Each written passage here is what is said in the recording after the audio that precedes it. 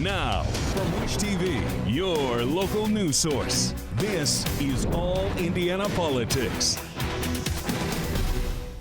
Good morning. Welcome to another edition of All Indiana Politics on this Sunday. Let's jump right in with that big news out of Washington this week. On Tuesday, President Biden signed the Inflation Reduction Act. It's a sweeping $750 billion health care, tax, and climate bill, and what the president's supporters call a major accomplishment. Our Richard Essex caught up with Indiana Senator Mike Braun to ask about the bill, as Braun considers whether he wants to run for governor of Indiana.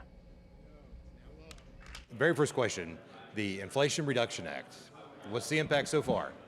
Well, I think it remains to be seen, but when you title something like that, that generally means you're trying to get the point across, but what's in the details. So I think for many of us, when you spend that kind of money on top of just recently spending over $3 trillion, and we've created inflation at record levels not seen since the late 70s, early 80s, I don't know that spending more money, you should title it the Inflation Reduction Act.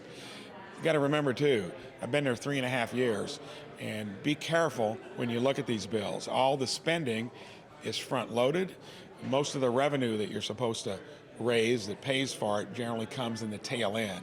So I think it's tricky when you're trying to talk about reducing inflation when you know the cause of it has been that we spent $3 trillion in the last year and a half on top of the $4 trillion back in March of 2020. And this is in addition to all the normal government spending we're doing.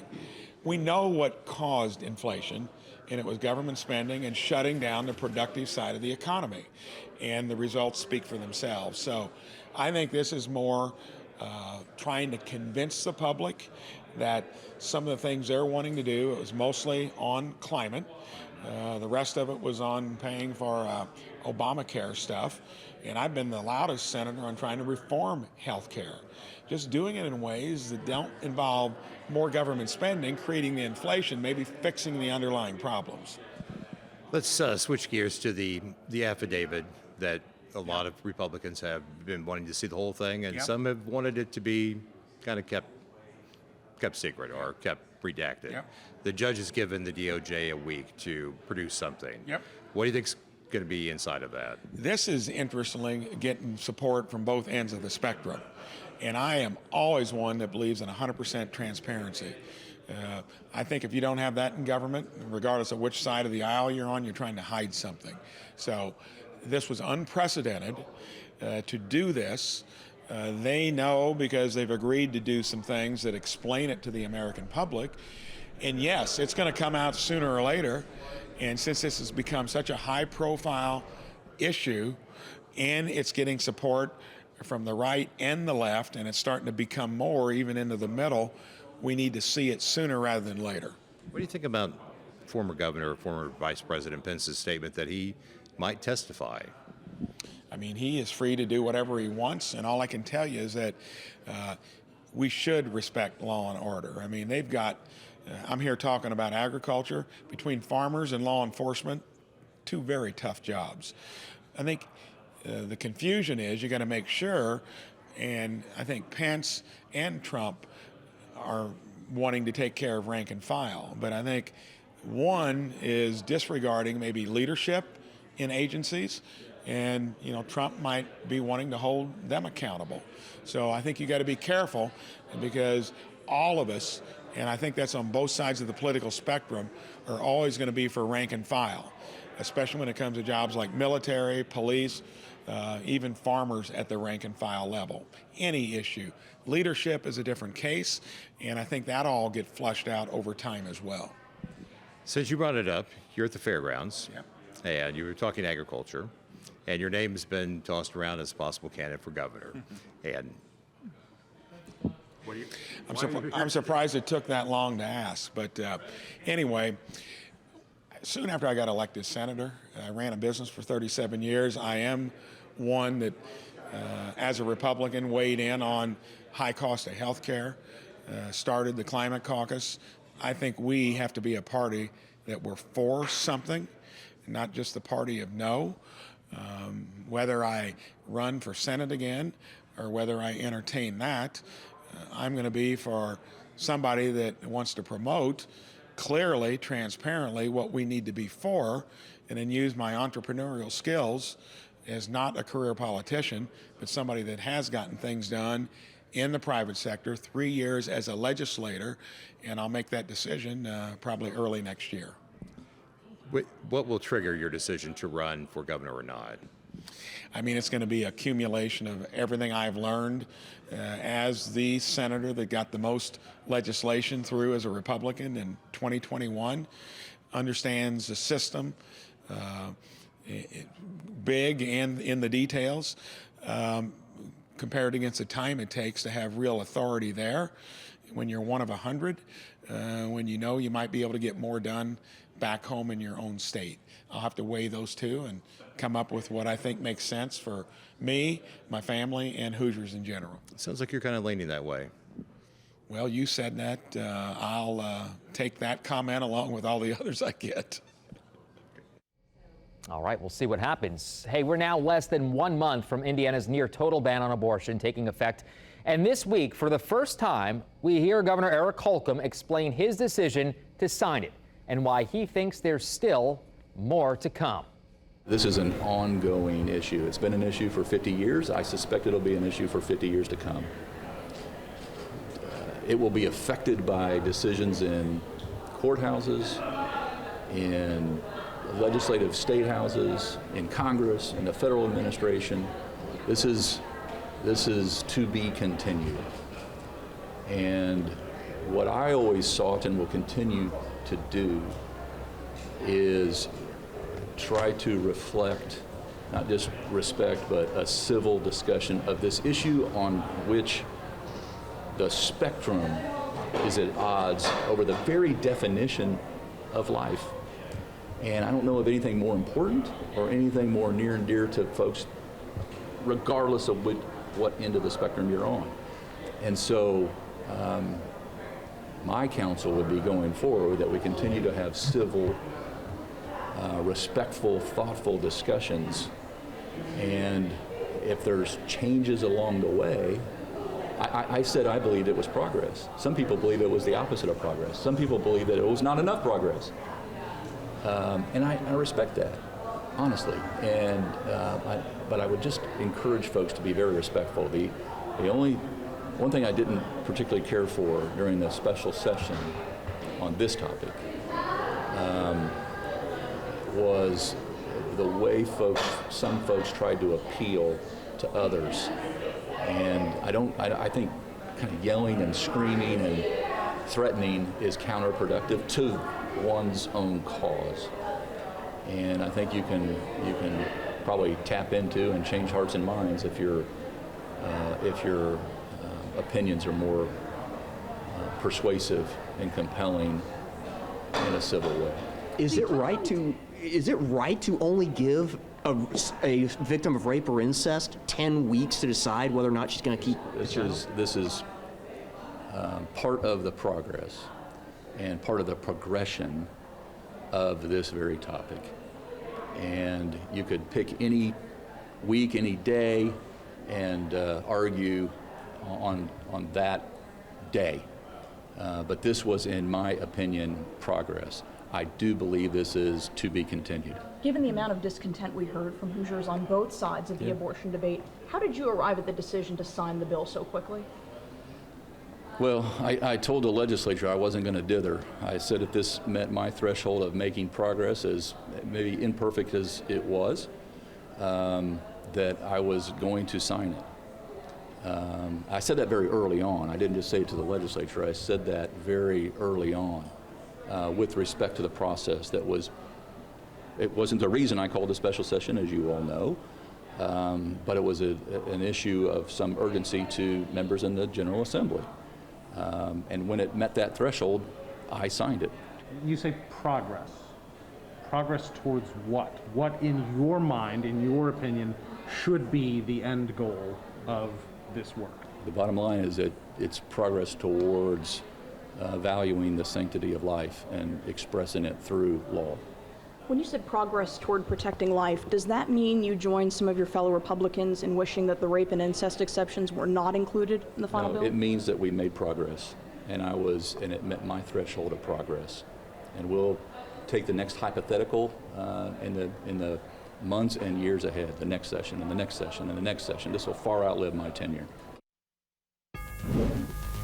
All right, coming up, Indiana's best political team talks about the raid on Mar-A-Lago and the fallout for the FBI.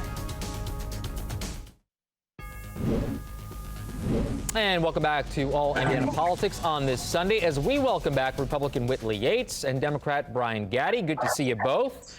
I want to start by talking about the FBI raid and search on Mar-A-Lago and the fallout so far. Whitley, we'll come to you first this week. Do you want to see what's in that FBI affidavit, and are you worried that it might have damaging information?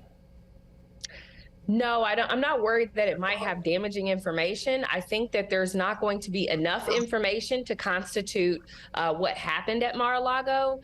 I think that I'm going to be honest with you. Democrats have for a long time utilized the FBI for political gain. When we go back to the Hoover administration and how they utilized the FBI to destabilize movements specifically within the Black community, like COINTELPRO, where they were spying on their own citizens to destabilize the Black Panthers and other Black leaders such as Martin Luther King. And so I'm not surprised that we have seen these unprecedented moves from current President Biden's administration and Biden's FBI. But what I want to see within this probable cause affidavit is if there really is an investigation, or were they just going to retrieve documents that they say should have been returned? Because at first they were just stating that there were some documents needed for the National Archives that were supposed to be returned that weren't returned in a timely manner. And now the fact that they were, withholding the information from the probable cause affidavit leads me to believe that they may have been on a fishing expedition specifically with this raid at Mar-a-Lago. Brian, your thoughts?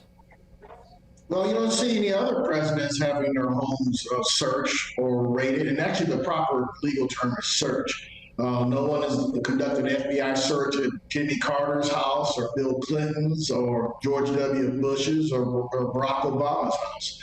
Why is this happening with Donald Trump? Because Donald Trump is engaged in criminal activity. Donald Trump actually had nuclear secrets. Donald Trump was asked by the government, I believe that's the Archives Department of the government, to return those secrets, and he refused. They subpoenaed him, and he still didn't do it. And it took a search, and that's the proper term, a search for him for the government to recover these documents. So this is a national security issue. Republicans always pretend to be the party of national security when really they're not. We Democrats are, after all. As I like to say, we won World War I and World War II, since Whitley wants to quote history. Well, let's quote that history. Both world wars were won by us Democrats, not the Republicans. So let's quote that accurate history as well. And the fact is, we Democrats are the national security party. Donald Trump had these secrets. What was he going to do with these secrets? Was he going to sell them perhaps to Russia or Saudi Arabia, perhaps to earn some more money? Who knows? But the fact is, he was not supposed to have these documents. He had them. His house was raided. And it's just another example of Donald Trump's criminality. Listen, Whitley, you're smiling. Go ahead. Conjecture. This is full of lies, fallacies, and fairy tales. When Hillary Clinton was deleting servers and deleting emails, no one searched her home. When Hunter Biden had a laptop filled with all types of things about United States security and illegal activity, the current Democratic administration has turned nothing but a blind eye to it. So now all of the sudden, we want to sic the FBI on a former president, which has never been done before, when previously Democrats have had some very sensitive information that they have not given up, or worse, deleted, exterminated, et cetera, especially when it comes to the current president and his son's dealings with other nations and how he's benefiting from business and doing illicit drugs. Like, there's so much that's happening specifically on the left, and there's no investigations happening. There's no raids or searches happening over there. But when it comes to the right, it's the full weight of the FBI. All right, well, let's bring Brian in. Brian, 45 seconds left in this segment. Go ahead. Well, we've had two criminal presidents in the history of our American Republic, and that's been Richard Nixon and Donald Trump, ironically both Republicans. So I would say to my Republican friends, Stop engaging in criminal activity with your presidents. We've had some great presidents that have been Republicans, but we've had two doozies, as they say down south, that have been Republicans. That's Richard Nixon and Donald Trump. Donald Trump is engaged in criminal activity. Donald Trump look at the facts speak for themselves. You have nothing to prove. Lies, fallacies, and fairy tales. Well, the fact is Donald Trump is engaged in criminal activity, and there's no other president at their house no proof. Okay. So why is it Donald Trump is the only Whitley, president Brian, love the passion. Stay with us. We have more on All Indiana Politics next here on Wish TV. We'll be right back.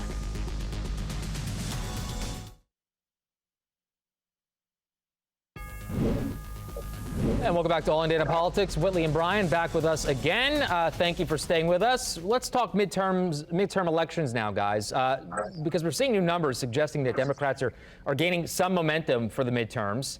Brian, we'll start with you on this segment. The overall look seems to be improving, sir. Absolutely. I know our colleague Mario always loves to talk about the red wave. Well, guess what, Mario? The red wave is petered out. And everyone knows the wave is always blue. We're not only going to hold the Senate, we're going to pick up Senate seats. You look all over the country, Wisconsin, Pennsylvania, Arizona, Georgia. All of our Democratic candidates are doing well in the U.S. Senate. So not only are we going to keep the Senate, we're going to pick up seats, and we're even doing well with the House. Yeah, so Whitley, to Brian's point, the Senate does seem vulnerable. The momentum is with us Democrats, no doubt about it. Whitley, to Brian's point, the Senate seems vulnerable. So, listen, I'm going to be honest. Democrats can use all the momentum that they can get, and that's just the truth. The pendulum swings both ways, because just a couple of weeks ago, it was swinging in Republicans' favor. And the truth is, right now, it can go either way. I think that a lot of American citizens right now are hopeful that the Inflation Reduction Act is actually going to decrease inflation. And so I think the polls are resulting in the hopefulness of what this policy is going to do. But as we know, and as we've seen time and time again with this administration, it's only going to take a couple of weeks, maybe even 30 days, for American people to start reeling from the taxes imposed, specifically in this act, on the middle class and beyond. And so what's going to happen is that pendulum that they feel is now swinging in their favor, that's going to create some type of blue no matter who wave, will swing right back in Republicans' favor once we begin to feel the effects of the negative policy. We'll see what happens there. And Brian, I know you want to jump in, but I'm limited on time, so I want to take it back a little bit more local here and talk about the Marion County prosecutor's race. Does the FOP's no confidence vote mean much in this campaign? Whitley, will go to you. Absolutely, it does, because the prosecutor's office and the police department, they're supposed to work hand in hand. They're supposed to be almost a united front. And so to see this level of division, which I'm not surprised at with the current prosecutor we have as Ryan Mears, who doesn't like to prosecute or utilize the law to actually keep criminals locked up, could be a very, very difficult issue for him moving toward this election. You have Cynthia Carrasco, who's coming in hard with the support of the FOP, with the support of the police, and with a plan to get the exaggerated high crime rates. Okay, I have a minute left, Brian. I want to get your take on the FOP's no confidence vote. That's just a lot of grandstanding from Whitney as usual. The fact is, Prosecutor Mears is doing a great job. There's no doubt about it. He's doing well in the polls. Marion County is a Democratic county, and Prosecutor Mears will win. And Republicans need all the help they can get in this county, because Marion County is a blue county. It's a Democrat county. It is a Democratic county, but the homicides keep going up, crime keeps going up, mass shootings keep going up, and we don't have any type of solutions from Ryan Mears or any of the Democrats currently elected in the city of Indianapolis. From Prosecutor Mears, and he's doing a great job. He's going to win this election, and the Republicans will not win. All right. This is a blue county. It's a Democrat county. We'll see. When he wins, we'll see what happens here in Marion County, and we'll see what happens on the national stage as well. Brian, good to see you. Whitley, always a pleasure. We'll talk to you soon, and we'll be right back. And thank you for joining us for All Indiana Politics this week. We'll be back here next Sunday morning at 9:30, and of course, always on our podcast network as well. Have a great rest of your weekend. We'll see you throughout the week here on TV and online at wishtv.com.